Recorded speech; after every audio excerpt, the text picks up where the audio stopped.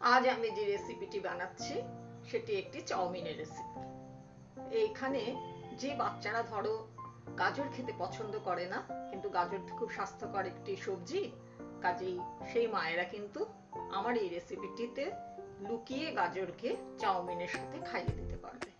তোমরা আমার সাথে থাকো, আমি রেসিপিটি কি তৈরি করছি দেখতে থাকো। চাউমিন প্রথমে সেদ্ধ করে পুরো জল ঝরিয়ে নিয়েছি।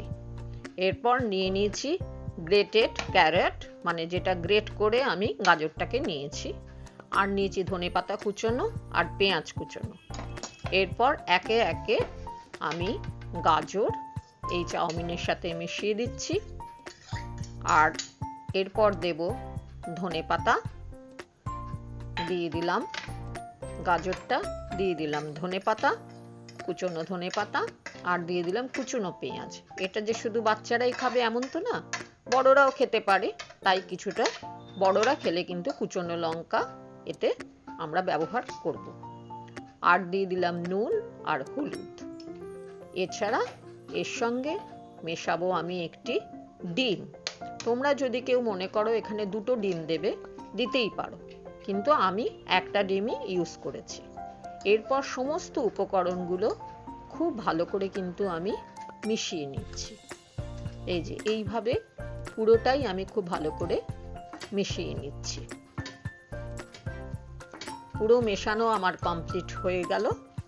এরপর নন স্টিকে আমি দিয়ে দিলাম কিছুটা তেল। আমি খুব বেশি তেল ইউজ করি না।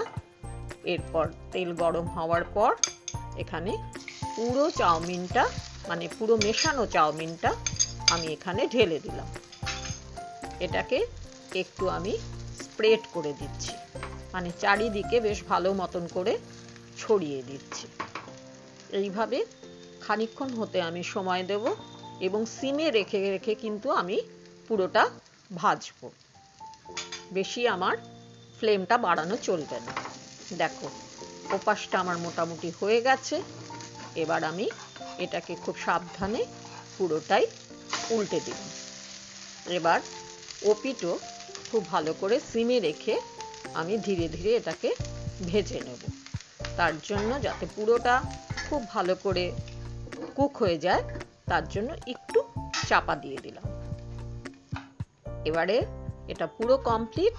এবার এটাকে আমি প্লেটে তুলে নিলাম। এই যে এটা খেতে খুব টেস্টি হয়, ভীষণ ভালো হয়। তোমরা করে দেখো, ব্রেকফাস্টে বা সন্ধেবেলায় যদি কেউ টিফিন হিসেবে খেতে চাও, এটা খেতেই পারো। এই হচ্ছে তার ফাইনাল লুক। আমার সাথে থেকো, সকলে ভালো থেকো।